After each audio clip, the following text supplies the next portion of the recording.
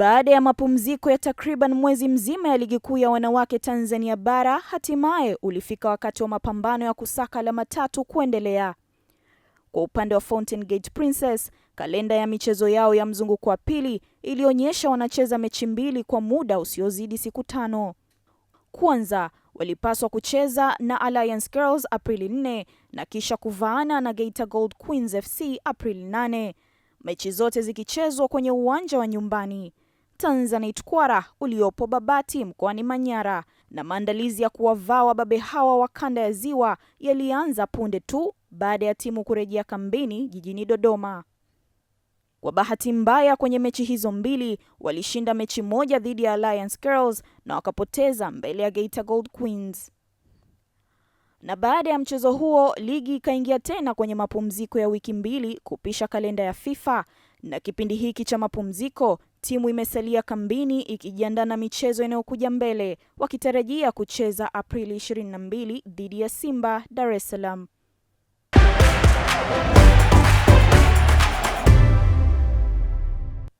Fountain Gate Sports Academy imeendelea kuonyesha dhamira yake ya kukuza vipaji vya soka nchini baada ya kupiga hatua muhimu katika kuboresha miundombinu ya michezo ndani ya Fountain Gate School iliyopo Tabata, Dar es Salaam.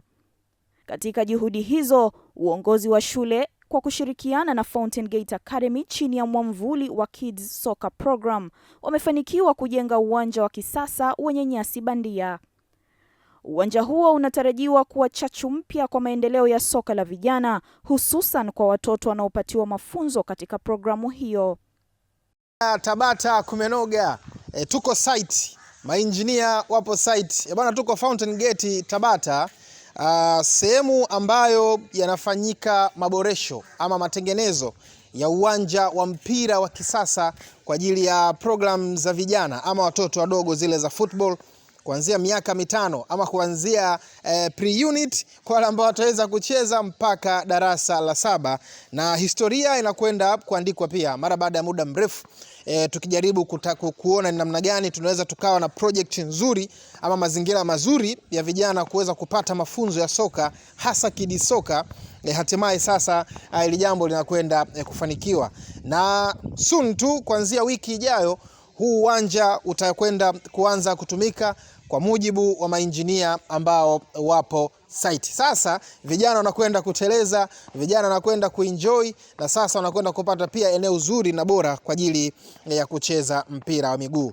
Ni muda sasa wewe mzazi kumshawishi mwanao kucheza football, kwa sababu mazingira yanakwenda kuwa rafiki kwa kijana pamoja na mtoto wako ambaye yuko hapa Fountain Gate Tabata ama Fountain Gate Academy Tabata, sehemu ambayo watoto wanasoma pamoja na kufanya talent development ikiwemo football.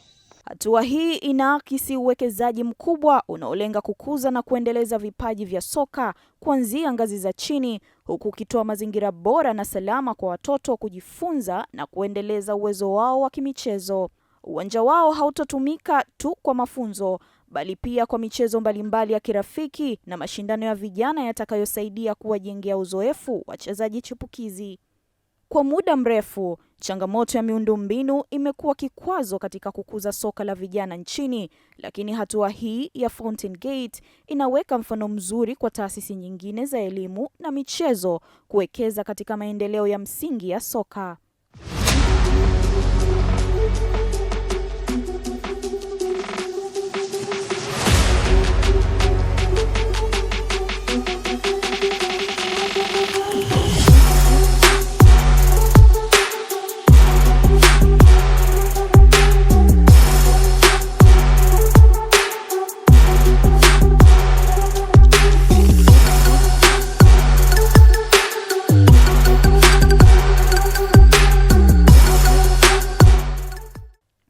Kupitia maboresho haya, Fountain Gate Sports Academy inaendelea kuthibitisha kuwa ni moja ya vituo vinavyochukua jukumu la kulea vipaji na kuandaa kizazi kipya cha wachezaji watakaoweza kushindana kwa viwango vya juu ndani na nje ya nchi. Mpaka kufikia hapo, ndio tamati ya kipindi hiki kwa wiki hii. Usikose kuungana nami kwa habari zingine za moto wiki ijayo.